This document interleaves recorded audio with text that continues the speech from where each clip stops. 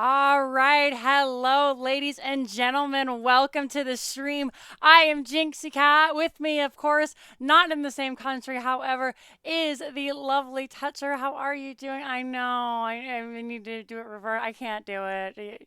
I have no idea. Was that the right way? I was That was just the right way, completely and I'm just, I guessing. mean, I'm, Nice. I'm trying to do it, and I'm not doing it well. Hang on, a So hand up against the side of the camera. I know I'm trying like a waving. It has to be like this, or I can.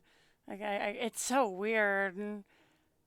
It's super weird. It's super weird Yeah, not well, being in the same place as each other. I know it sucks, but that's not why we're here today. We have a lovely stream for you all with Give Us 20 versus CPogX Fan Club. They are going ahead and getting the lobby ready.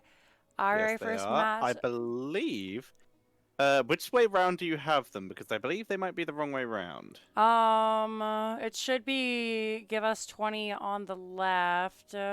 They are the wrong way round. Okay. I will ask them to swap if you want to do the intro and talk about which teams we Yeah, have. definitely. So, of course, like I said, we have Give Us 20 versus CPogX Fan Club. And I've been hearing a lot of good things about both these teams. I haven't gotten to cast them yet. This is, uh, gosh, I totally lost my train of thought because I was reading the chat. I've heard a lot of good things about the chats. I haven't gotten a chance to, commentate on them yet, so I'm super excited. I heard they're very fun teams. They're very silly. And just looking at the chat right now, um, I can double check and see the bracket. It's fine. I'll switch the. No, they're Oh, swapping. oh, they're swapping. Okay. Yeah, they're just shit talkers. Okay. Okay. Well, making my job stressful enough. I have to go look at NGS now and see if it's Give Us 20 versus CPogX Fan Club, and that's the Yep, way that I that's have why I wanted it. to check because on the display on the website it was that way round, and I noticed they were the other way round. I don't know who's on which team. Hello, Perilous Para. We're doing some Alrighty. casting this evening. All Who right. is supposed to have first pick? Um, I will look at for it in 1 second. Just make sure that everybody gets it all I will just ask squared them. away. Yeah, so production is hard, you guys. Yes, it I is. really just want to talk about the drafts and or the maps, so that's what we're gonna do. So as you can see right here, Give Us 20 bans Dragonshire and Towers of Doom, which I can definitely understand. I'm not a big fan of either of those maps.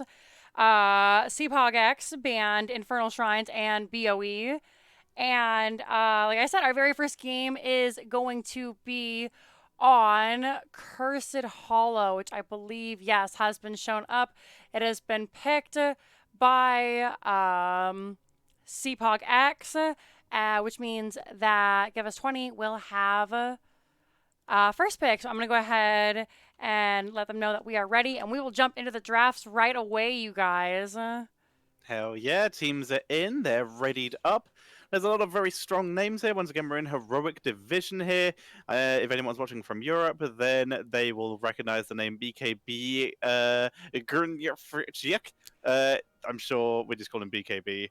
Of Virtus Pro fame and other such teams, but he's been moved over to America for a while now, and currently is playing in the heroic division. But we also have some very strong names from NA team. We have from NA here. We have Noah, of course. We have Legacy. On the other side, John Knight is another very solid name, as well as Nico. And we start off with the Vikings band, due to this being a very large map. Vikings definitely get them out of here. We've seen Cursa or heroic division games almost every single I can't think of the word. Every single game that we've had, no matter what the map, it seems that it's like a first pick Vikings. So I'm glad to see that we get them out of here so we can see the teams, kind of try and soak all 3 lanes, get a proper solo laner. I like to see solo laners. On the right hand side, ETC is going to be banned out, which I can definitely understand because I loathe playing against an ETC. As do I. The ETC is very rough to deal with. ETC and Johanna are being banned out, the quote-unquote boring tanks from a lot of pros. And we're also going to see Rhaegar getting removed here is still the highest priority support due to the massive chase down potential that he offers. But Due to the Vikings being banned out, we see Abathur being picked up. Vikings are one of the best counters to Abathur, so we get that massive soak potential in, but they're going to still have to build a composition around it. A lot better to have any chance in team fights, because soak doesn't win games on its own. You do actually have to be able to win the game. Definitely, I can understand. As we get into our first couple of picks, Johanna comes out, so the two S tier tanks have been banned away. Tyrael Greymane picked up on Cursed Hollow. Do we see a Juice Pirates on Cursed Hollow? Normally it's reserved for Dry Temple. Now, interestingly enough, as we see Zeratul coming in here, that's a perfect hero to go with Abathur, and Garrosh ain't bad either. So you're talking about the Juice Pirates, but some of the players from this team played in the Cup on Tuesday, and as such, they did actually run a Juice Pirates, a Medivac style of play, but they had a different roster there. They had Leon Black, for example, so it's not the exact same team, but it's not out of the question. Some of the players have played with it. If they get Juice Pirates, I know that Give Us 20 is going to be so upset because playing into Juice Pirates just feels awful. Next level plays here.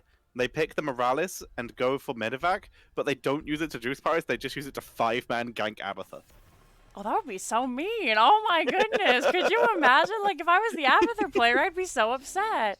Dahaka is going to be picked up, and Karazim putting an end to that Juice Pirates discussion. That's a big burst composition there. They just need another ranged hero. Plenty of options there. Interesting to not see Cassia prioritized at all here, but that could still fit into the draft here of CPog. Give Us 20 now. Need their final two picks. They need a ranged hero, and they might need a full support, but they don't actually need to have a support with an Abathur. It is a composition we've seen quite a few times in the past, where you just skip the support altogether and go for a heavy aggro team, go for Yrel, and they go for Whitemane. So no ranged heroes at all here outside of Whitemane. So Abathur and Zeratul are going to be the key damage dealers here. This is a very strange draft. It's a very, very aggressive composition. Everybody pretty much runs in except for Abathur. And Yrel with an Abathur hap in the solo lane, poor Dahaka is going to have a miserable time. Oh shit, GG, good luck, go next. Arthas picked up for CPogX. He's not doing so hot right now, but he's my absolute favorite hero. And like you said, it is really, really intelligent. Running the triple frontline here, you're up against a composition that is made to pick off squishy backliners with Garrosh for CC, Yrel for disruption to prevent supports, and Zeratul for the actual kill potential. So what do? You minimize the amount of backliners, while still giving yourself that rush down potential. Honestly, I don't even think that this is a army build. I think this is going to be a Syndragosa build so that they can just cheese down structures as quick as possible after winning fights, because their composition is going to be significantly better in fights now. Push the wrong tab. There we go. Call him Fanclub because you're CPog. You got it. Alrighty. Like you were saying, they can't pick off their squishy backliners if they don't have any. So, I think the Arthas is really, really smart. I once again agree. We might not even see ghouls. There's a lot of damage with Zeratul Cleave and everything to just kind of tear him apart. Syndragosa would be really amazing here, and yeah, I'm super excited to extend that curse by a full 20 seconds if they pop the Syndragosa. Looking at these teams, who is your favorite, Tetcher? I am very much leaning towards the Fanclub here. They have a significantly stronger composition. Also, if you want to jump into my view for the cast, then I can be the observer here. I have no idea how to do that. Hit the O button. The O button. Alrighty. Yes. And then you should see me moving around over the red team. I do. There we go. Right, you can go ahead touch your mouse. and observe. Just turn on enough the talents when they are needed. Sure thing. Here, I'll just go ahead. We can take a look at those level 1s. Over here on the right-hand side, we have CPogX Fanclub with Noah on that Dahaka, BKB on that Arthas, Got Filth on the Greymane, Legacy is the Karazim, and Nintori is the Tyrael. And on the left-hand side, in the blue trunks, it is going to be Give Us 20. Currently with Nico on that Garrosh, chilling in the middle lane. It's Catball on the Zeratul, and one Pablo 64 going to be playing the Abathur. It's all split across the map. John Knight 1 going to be playing on that Yrel. And finally, we have the Whitemane going to be played by Chicago Ben. Fun fact, probably from Cleveland. As we see Catball move his way down, gonna just start cleaning up. He does have the rotation coming in from BKB and from Legacy. It's just going to be standard soaking for now. There's not really a huge amount of aggression from either team unless Nico gets a throw. And I really like that they didn't go mid to take the middle fight. Neither team is particularly strong in the early game, in my humble gold opinion. So they just decided to jump right into getting that soak. And I think it's really, really smart. It's a good way to not fall behind when you're playing at the highest level of North American play. See the mercenary camp with a 3-man gonna be cleaned up here in this bottom lane, leaving Arthas to get absolutely bodied. But with just Zeratul as the damage dealer, he's able to tank through nice and easy, especially as the fact he has Rhyme in this game. They don't want extra damage, apparently. They are just committing to tank Arthas, so maybe this will be a goal. Maybe this will be an Army of the Dead game. We will have to see.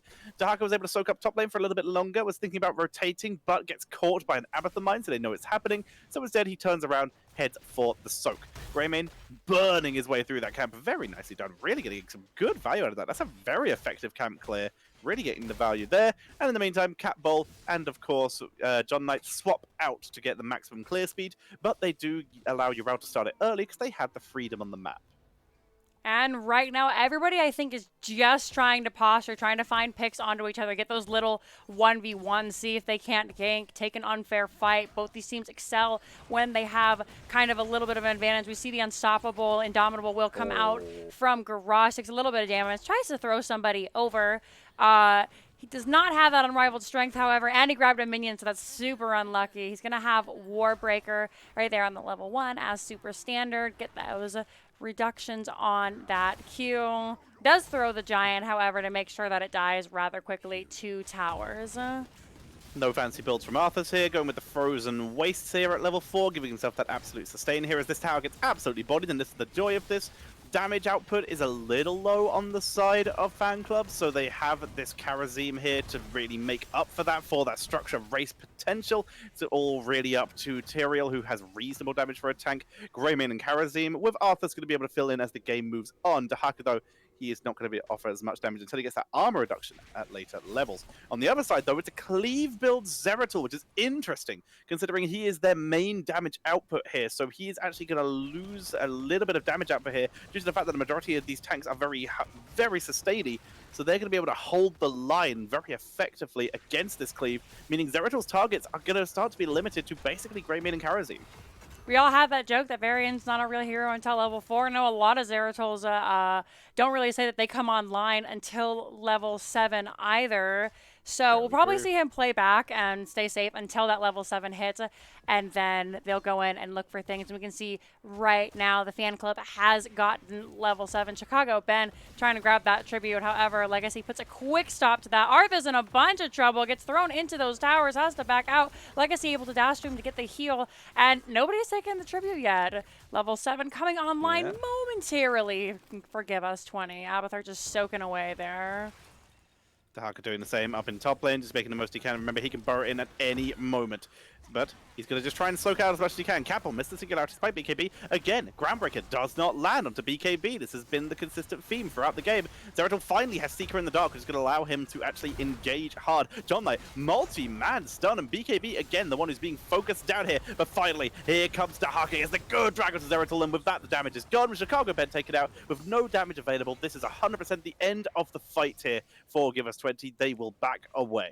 Luckily for them, they do have Abathur on the team, and I don't really think the goal there was to try and grab the tribute despite how far they jumped up. Everybody knows with an Abathur, you kind of want to try and wait, stall out, try and get the level advantage. However, losing those 2 heroes, unfortunately, does mean that they have fallen behind, and we'll see if the fan club can go ahead and open up the map against Abathur, which is obviously the most effective way to deal with him.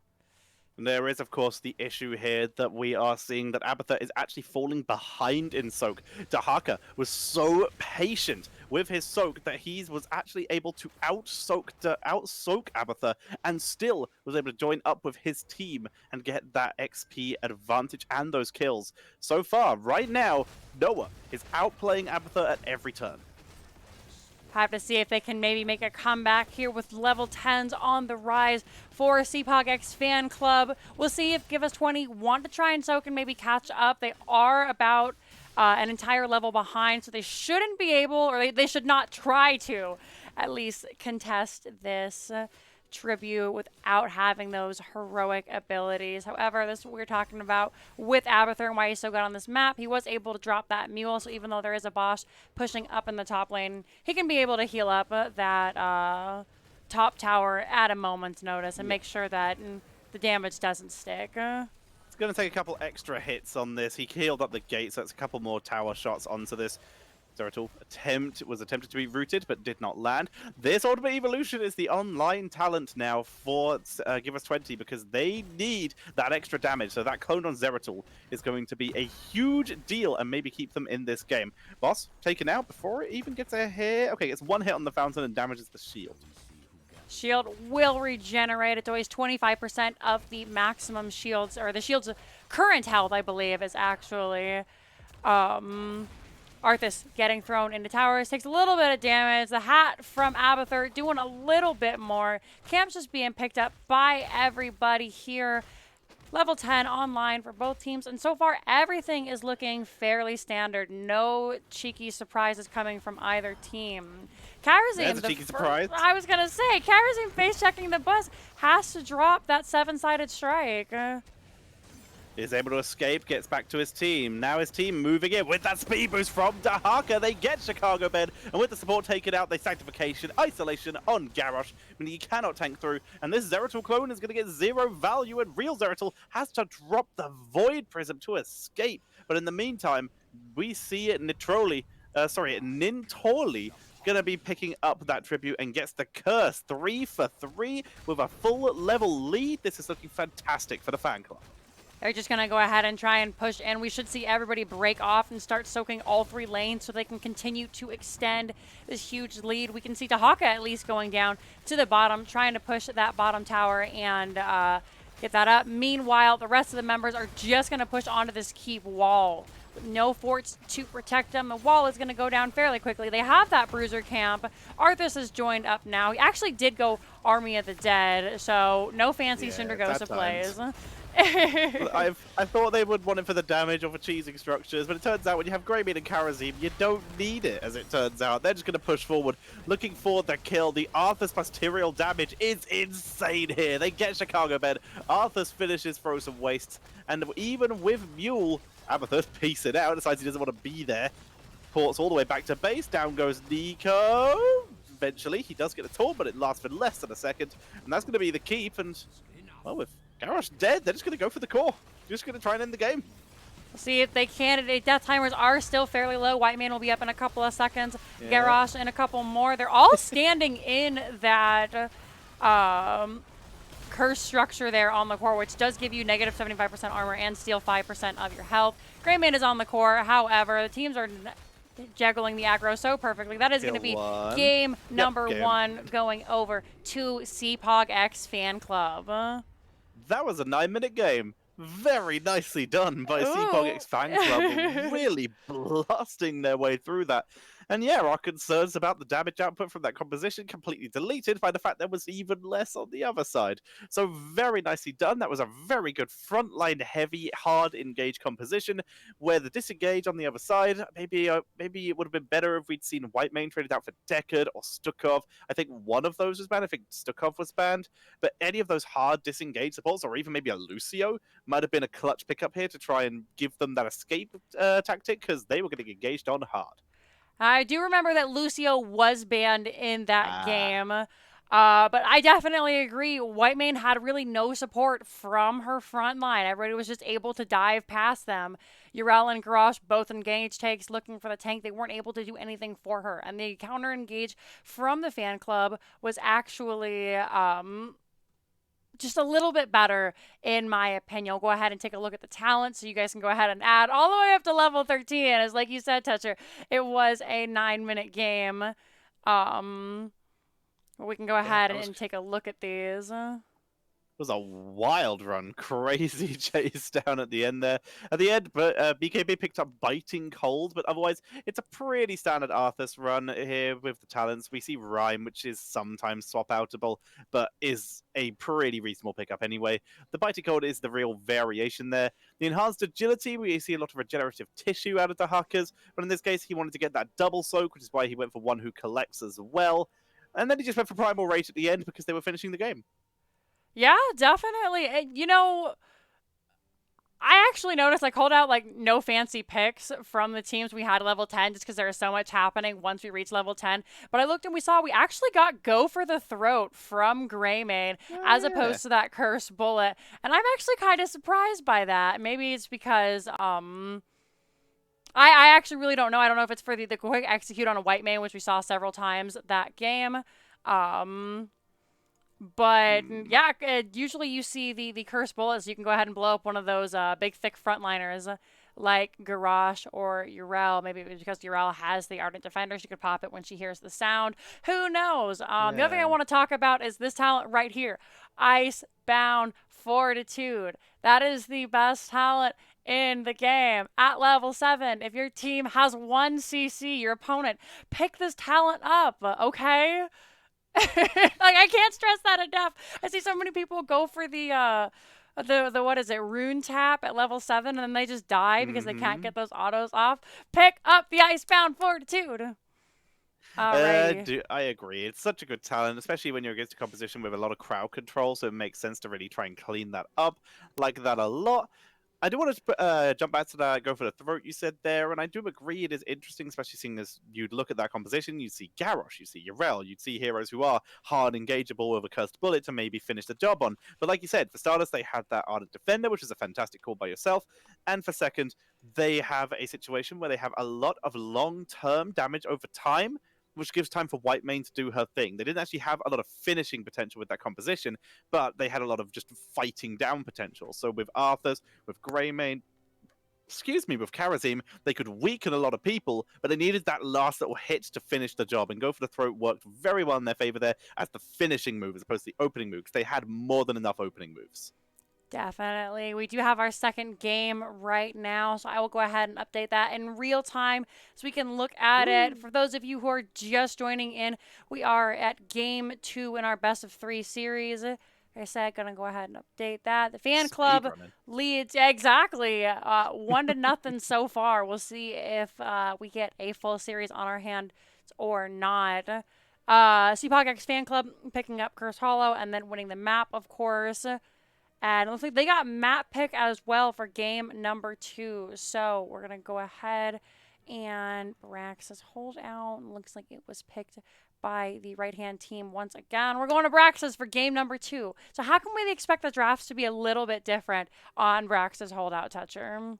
We'll see a significant amount more wave clear and a lot more focus on solo laners. So we had the Urel in the last game, but then the counter solo laner was Arthas, who's a decent solo laner, but he's not someone who's convinced to win a game. That is a composition that is built around team fights.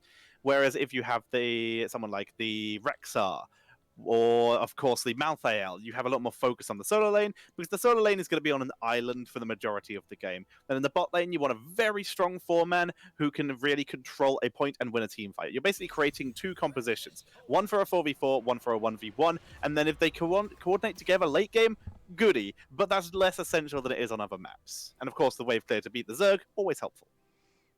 All right, definitely makes sense. We're hopping into this draft here right now. We'll see if any respect bands come out from the previous game or if we'll see more standard map bands come out. People like the Rexar.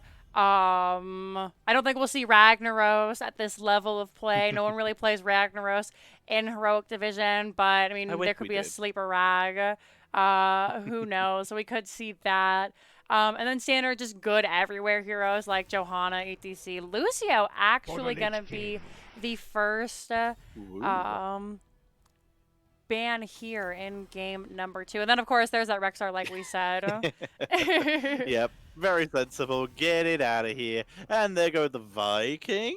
On this map is less than usual, but it's still one of those heroes that changes the game. I was actually playing in scrims earlier, and the argument was before we even started, okay, these 3 heroes are permanent banned, and it was Abatha, Vikings, and Cho'Gath because those are heroes that change how the game is played. So it's a very reasonable to just remove them anyway.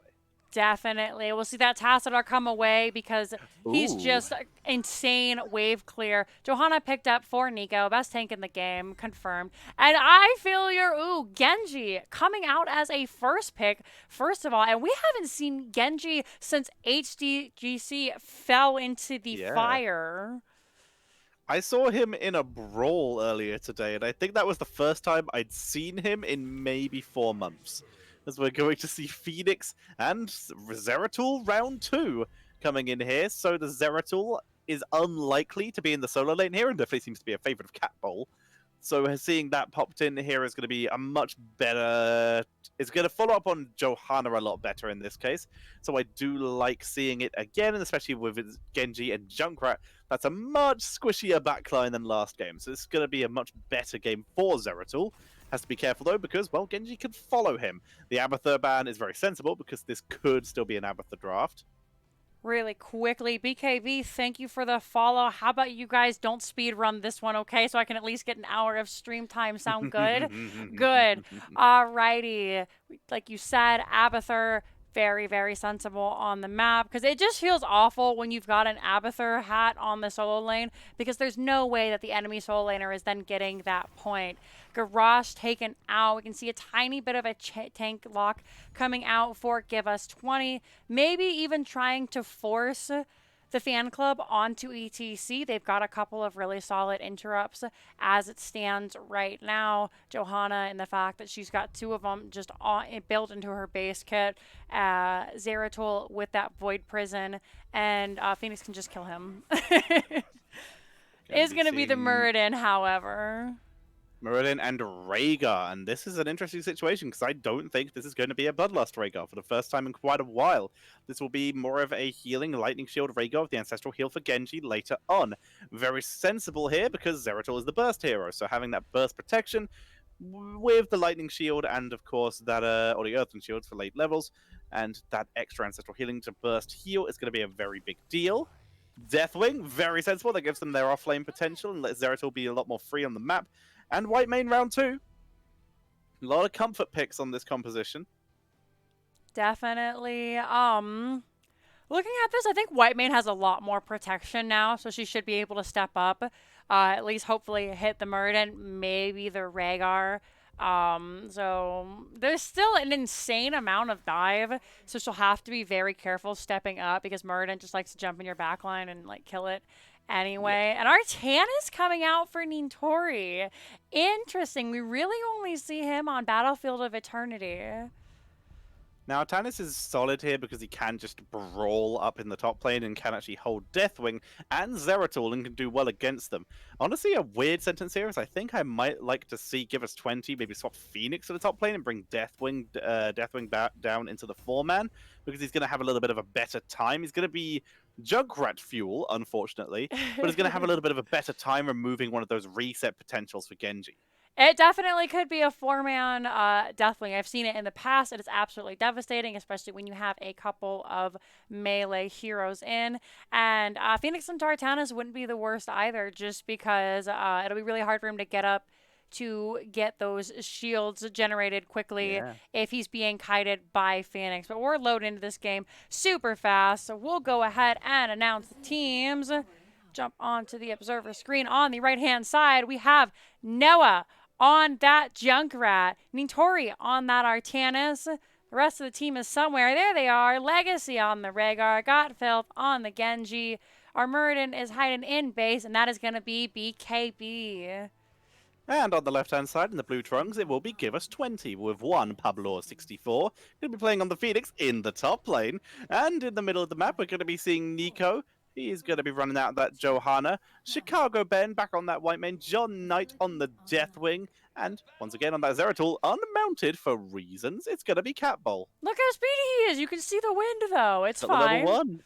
Move unseen, 30% move speed, which I guess is the same as Mount, or is Mount 40? And Mount speed is 30, so he's exactly the same speed.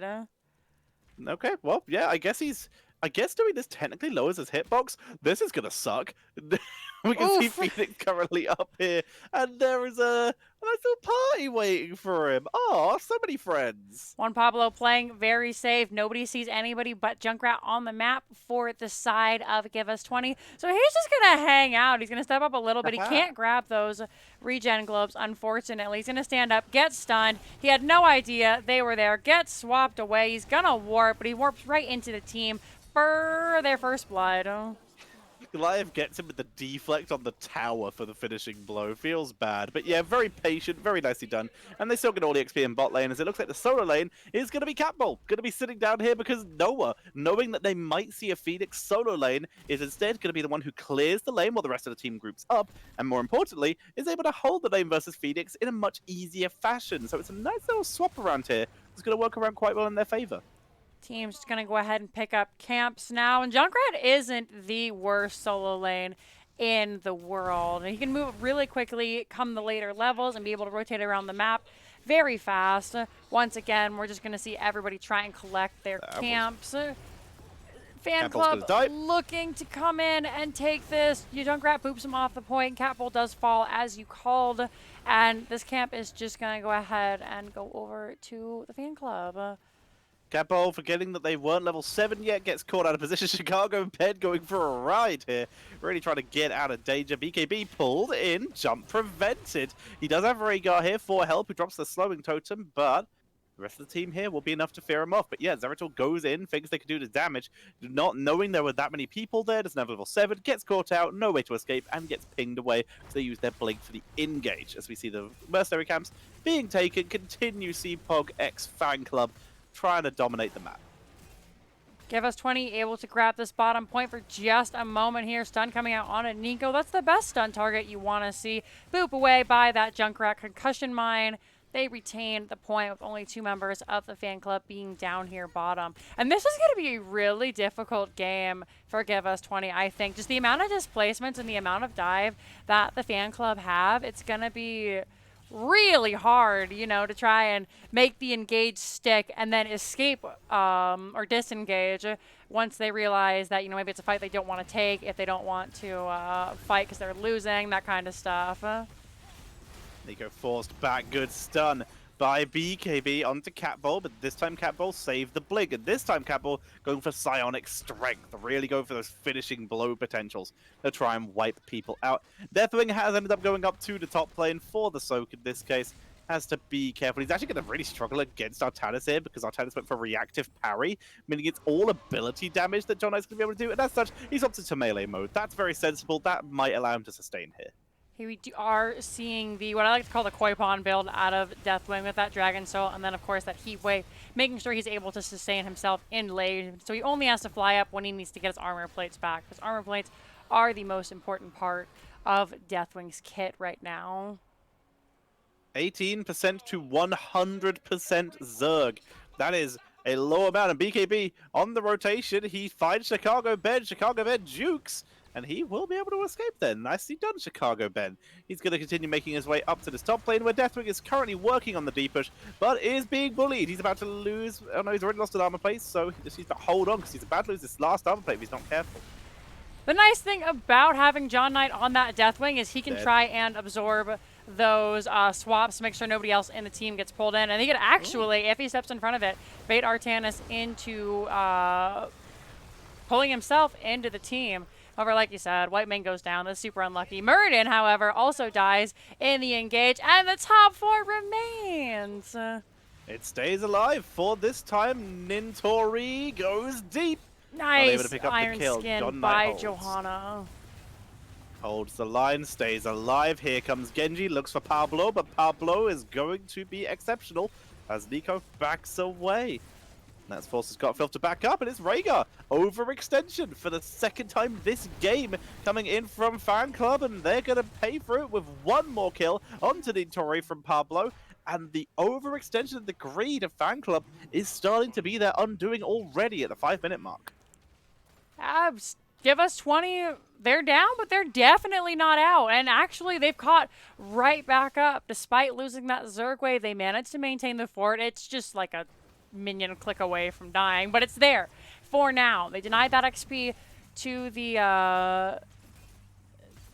Fanclub, excuse me. And now they have full control of this map. They can take their camps without having to worry about anybody invading on them. Looks like Fanclub is going to do the same thing. And then we should head back just into our Soakin rotation as both teams try to reach 10 before the other. BKB finds Nico, as in the meantime, Artanis and Genji started the boss. Of course, this is Genji, and now that he has that perfect defense, he is someone who can just be doing the boss at any time with very minimal help, which is why we see Johanna putting so much effort onto this, as John Knight is forced back once again. He always seems to be on this much health. Poor John Knight always sitting at 50, like you said. Just the team of CPogX fan club can just treat him like a big pinata. Just beat him. Knock him till the health falls out, you know? Big experience pinata. Wouldn't it be cool if there was a hero who, when they died, they dropped a globe? I mean, if you kill Alex Straza before her Q goes off. Or her E. It's Fair her point. E. W. It's her W. But yeah, no, I would love them to explode like a Viva Pinata when you hit him, just yay! And like candy falls out. A load of globes for their own team, but of course the enemy team fights well enough, they can steal them all if they go purple. Legacy taken out, another overextension here. And this is just the name of the game. I'm starting to sound like I'm repeating myself, because I am. Overextension, as we see the pickups coming in from Give Us 20. As down goes Junkrat, as Zeratul was able to pick up the kill, got filled. Could get Zeratul if he chased it, but he'd run into the entire enemy team and would be relying solely on the resets to get out. And now we're going to see Give Us 20 pick up these beacons. They get the first start on that Zerg wave. And they're doing a really, really nice job. I think CPogX Fan Club has gotten a little bit overzealous, realizing how badly they can bully the members of Give Us 20. Definitely going to die before he gets the ult off. He was in ranged mode, fighting Artanis. Bad idea here. Here comes the Salvo. Ancestral Healing shuts it down. Self-Ancestral Healing onto the Rhaegar as the cleanse comes out too late. And now with Chicago Ben moving up to get into that cleanse position, he is going to drop here. There is no questions asked about that. Maybe. Oh, he's got no mana. There was one question asked about that. Cat Bowl still here. Does a little bit of bullying with that speed boost from a Singularity Spike. He will back away and stay alive. And we're going to see the double capture. And most importantly, it's Genji on boss. So therefore, they're going to be able to pick this up because of the massive deflect value. Nico can see it. He's not going to be able to do anything about it unless Deathwing can pull off the best bellowing roar of all time. But Johanna didn't even step up onto the point, so there was no hope. Saw the Blessed Shield come out. They're going to try and look to take the fight, but Nico and Deathwing are in a 3v5. Nico is going to fall down, but not before Junkrat falls as well. Trading 1-for-1. Catbull. He's really trying to hold his team together, and this Rhaegar's going to be the one to kill him. He tried to give himself a juke spot with that Singularity Spike, unable to do so. As John Knight backs up, and the objective slowly channels in. Interruption by one Pablo, though. As quickly as the team finds their in, CPogX fan club pushes them right back out. Deathwing once again going to half health. Chicago Ben trying to help bully away from the big dragon. And now that we have 30 seconds to chat, let's talk about these heroic abilities. Everything pretty standard, save the fact that Zeratul going Might of the Nathrazim. Ooh, going for the resets. Nice to see here. This is a reset style build. It's very much about blinking abilities. Also, there's someone in chat you need to ban, as we do see the push coming in. Continue pressure with that boss with the full Zerg. This is going to be incredibly hard to deal with. Definitely. We see Deathwing come down, trying to zone away those Zerg a little bit, get a bunch of bonus extra damage onto him. I will deal with that chatter in a moment. Clearing out the Zerg. Comes out. Boss doing some good damage. Here comes the Cataclysm with the slow. That is Will combo with Phoenix here, who does get hit by the Riptide, but is able to back away. In the meantime, Nintori puts on the pressure. And are they going for another sub 10-minute game as the boss focuses on the core? Here comes the bellowing roar, though. That's going to be huge value here. Nintori barely survives. BKB will almost certainly drop here, and they will sustain the game and reach the 10-minute mark. Are going to be able to... They only lose the keep here. That's the most important thing. They didn't lose any heroes, and I say in almost every single one of my games, you need to use the keep to defend yourselves, not yourselves to defend the keep. However, Junkrat up here in the top lane, gonna do a little bit of damage to that top keep wall, then bounce away. He's able to use that concussion mine, but Zeratul jumps up on top of him and gets the kill. Ha ha ha ha ha ha. Using the Vorpal Blade there for the chase one more time. Picks up the kill. Nicely done. Very fun to see. That's on the other side. We see them burning through a mercenary camp. CPogX fan club will grab that little bit of extra pressure on the map. But they do have one more here, but without Junkrat, guess who moves across the map? They might choose to chase if they want to feel a bit brave. Doesn't look like Give Us 20 is going to try and contest that camp. They're just going to grab the one that was already taken and then move over to their own. Forgive me, everybody. I accidentally bumped my mouse when I tried to move over to that chatter. So now I'm observing. Super unlucky. Double tap 1, and then tap E, and then tap O. Hey, there we go. You get the professional observer, not me. I do my best, but it's seldom good. While we're doing that, I'm going to take care of this person. Nice. We see Cleanse coming in onto Johanna. She's knocked away with a concussion mine. Extra. Genji picks up the kill. Cataclysm has to be used for escape. That's going to be another quick pickup coming in from Fanclub. So they get a little bit more value on the map here. Very nice pickup that time. And we do see that Templar Zeal coming in from Artanis, which we did see drop at least once during that fight to get that little bit of extra Q value for that extra wave, extra team fight damage. And Cat Ball, bit of more than he can chew this time, and will be taken out. Gonna chase in. Nicely done. The core is under assault. They're just going to do it. They only have a mercenary camp, but they do have a 2% advantage. Fear comes out from John Knight. Will hit Artanis. Here comes the sleep core being focused down. Nico comes out with multi-man blind to try and sustain it, but they're so tanky. They're just rushing it through. Pablo's out of health. He's just eating the mercenary camp here, and the health bars are too high. That's it, Jixie. 2-0. Quick and easy. The team actually made it to 10 minutes this time, but at 12.5, we are going to see the second game of the evening and our final game in the series go over to CPogX Fanclub. Wow. Savage. Yeah, there's not really much more to say than that. That was incredibly convincing. That was a very solid game played by the Fanclub here. They are currently sitting at 6th position, whereas Give Us 20 was sitting at 10th, with just under double their points were Fanclub. And now with this win, they will move over to double the points of Give Us 20 and might be moving themselves into contention with Regen and Quarantine. They're definitely making their way up there, looking to secure those playoff spots as we come to the end of the season. We're going to go ahead and look at the talents. And once again, we're going to see both teams picking 13 talents, at least this time around. Whitemane targeted very hard. I know. It was so hard for her to jump up and try to do really any kind of sustained healing with Genji, Greymane, or sorry, not Greymane, Rhaegar, the other doggo boy, and Muradin diving in on top of her. When you're the only backline, it's really hard to ask for help or find someone you can turn to. If your frontline all engages, you kind of just die.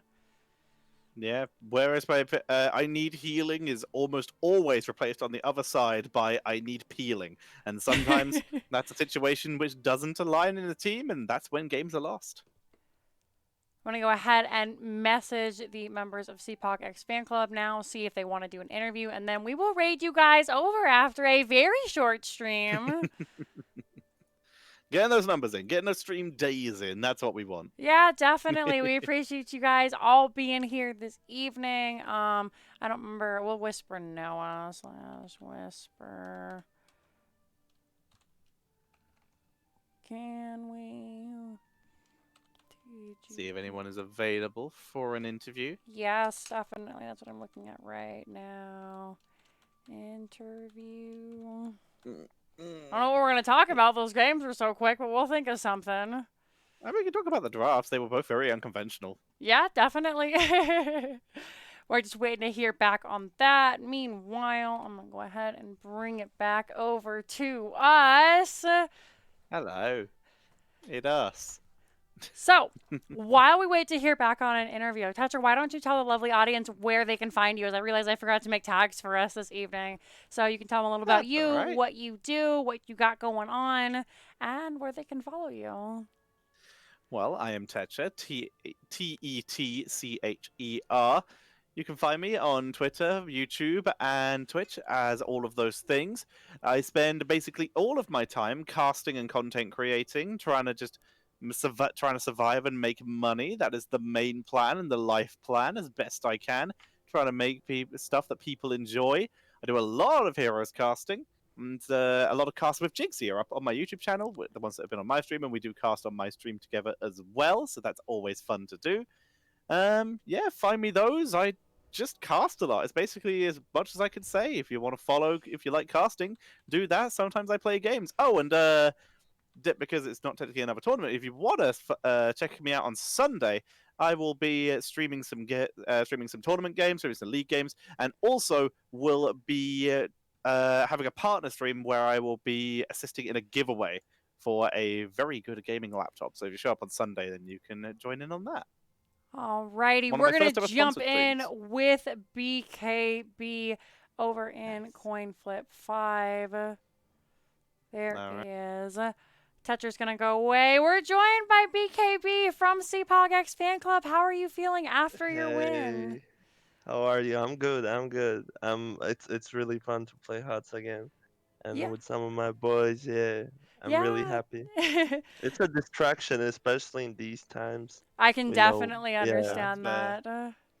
yeah, 100%. Gaming, gaming helps, and plus, like, you can communicate with your friends and etc. So, and it's mad fun as well. So, I'm happy. You guys did a really fantastic job today. Both games almost ending sub 10 minutes and both of them ending 15. So let's talk about game number 1. Your guys' draft was very unconventional. I think the only super meta pick we saw come out from there was Greymane. Tell me a little bit about that.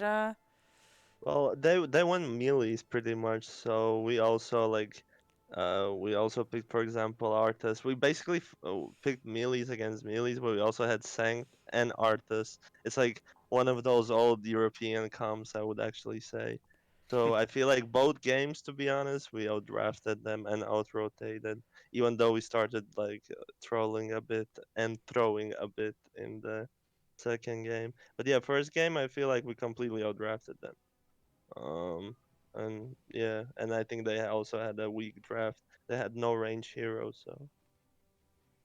Definitely. That white main picks, would you guys make it a conscious effort to like make sure to dive onto her, seeing as she was the only hero in the back line? And then the Zeratul, were you guys worried at all with any combinations from Catbull on that Zeratul? It seems like they like to play it quite a bit. Actually, White Man, if we saw White Man was out of position, they would go for her, but mostly would just focus on the nearest character. Like, for example, yeah, most of the we also caught Zeratul a few times because he would blink in, and then we would just go after him after he blinks out or wormhole. So yeah, we would just basically go for the closest target or a target that doesn't have cooldowns. No, it's Definitely. just fun. It's just when you play for fun, it's different. Like Right. it's just Yeah. like go for this guy and you just kill him, and that's it. Right. Do you have any questions about game number 1, Tetcher?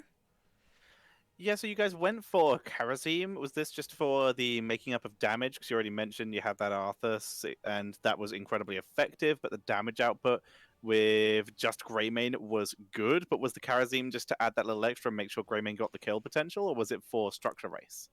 Well, I'll be straightforward. I haven't been playing this game for such a long time. I'm not sure why we actually picked Karzim, but it but it did work out though. I feel like it's hard for them to kill him because he can always escape and also use his ultimate as escape plus damage.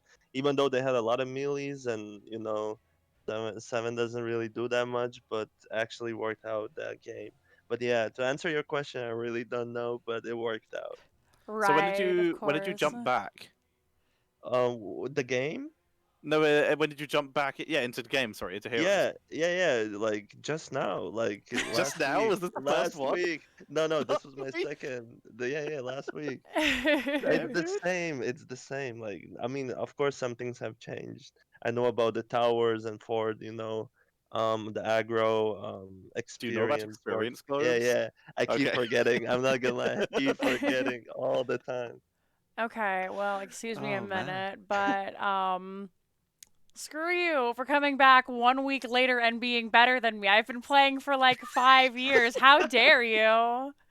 Nah, my team carried me. No, It's you did fine. really, really well that I game. So, appreciate it. I love the game. We all love this game. It's Yeah. unfortunate, what really happened, and yeah, it is what it is.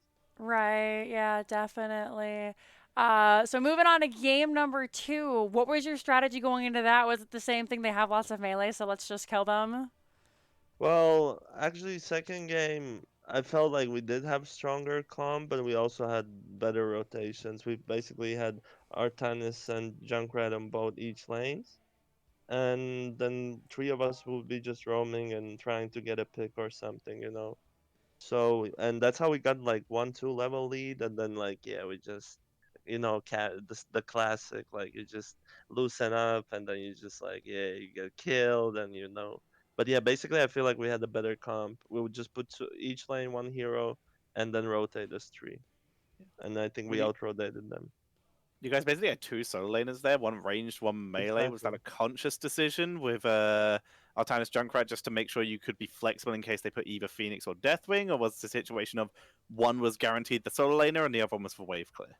Well, I feel like Junkrat is just OP and one of the strongest heroes in that game, so he can be like flexible, right? So we actually Right. thought about picking Sonya and Chen, but Artanis fell right, just because it's Artanis, it's fine for a solo, and our game plan was to have each one lane, and then three of us rotate. So we just needed good solo laners.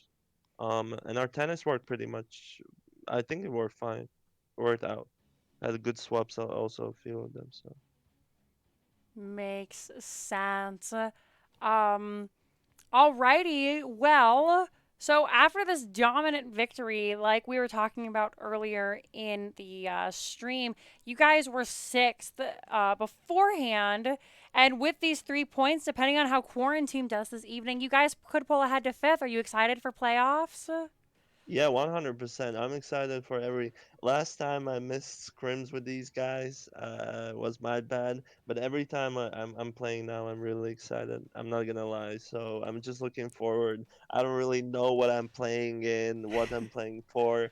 I'm just really like, You're just they here to asked play the me to game. exactly like straight up like just they asked me to play and I'm here and I'm having fun. And thanks for doing this and thanks for casting Yeah, brings definitely. back good memories, you know. Well, those are all the questions I have. Do you have any more questions this evening, Toucher? Sure. Considering the BKB is potentially one of the most legendary tanks from the time both Hey, before and during HGC that we had in Europe, I don't know. I was just going to ask if you've seen the May trailer, and if so, how do you feel about that from a tank perspective? I I actually have not.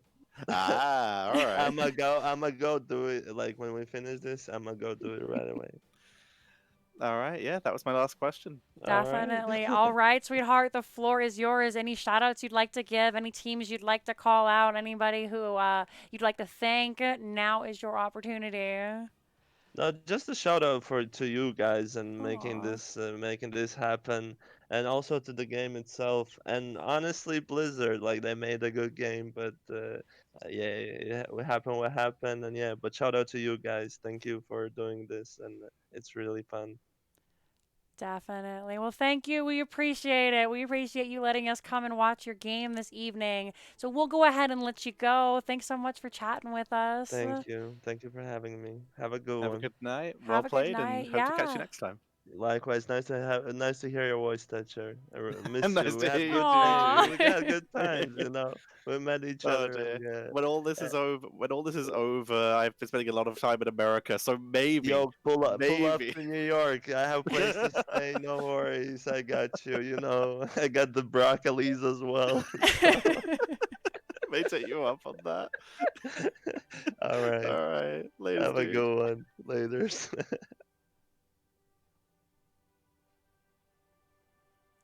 All right, guys, I'm going to call Tetra back and we're going to say our goodbyes. And then I will send you over to, it looks like Bahamut just started streaming, so we're going to send the love to him. There Um, he is. Let's get him back on screen. Boom.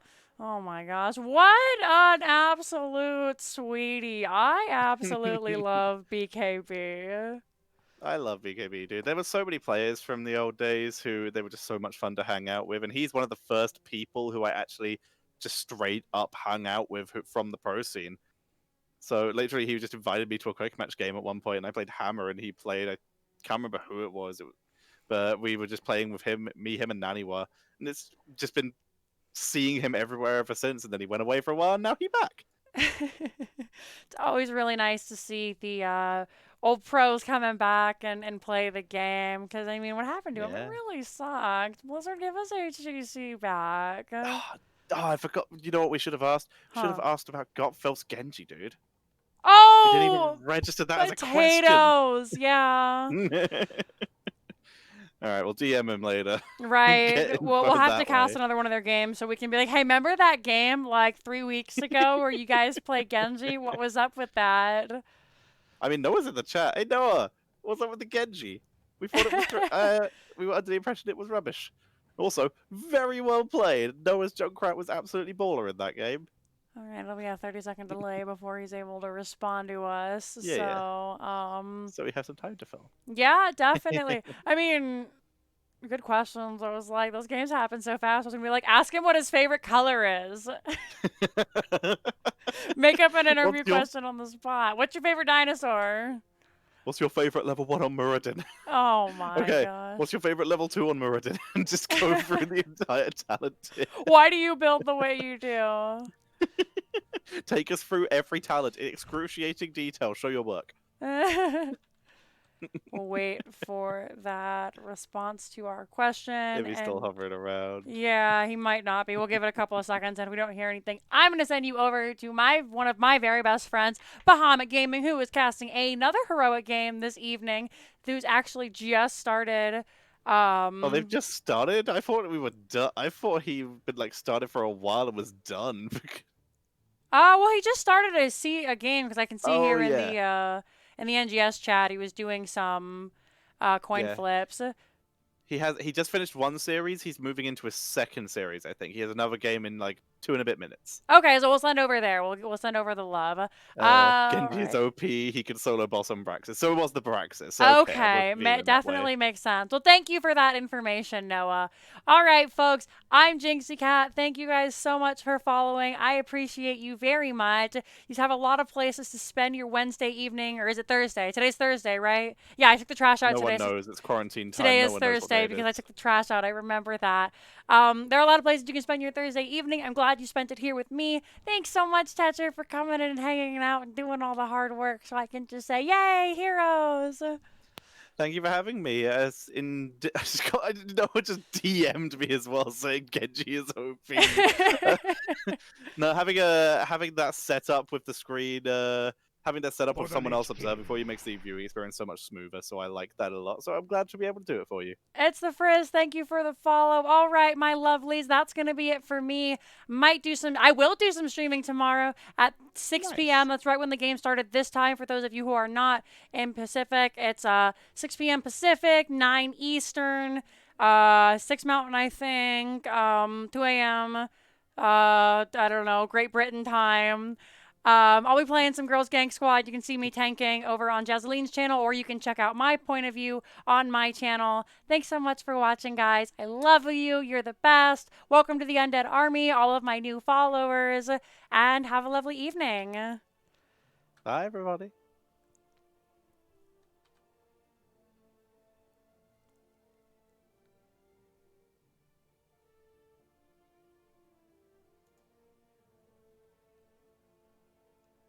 All right, we are good.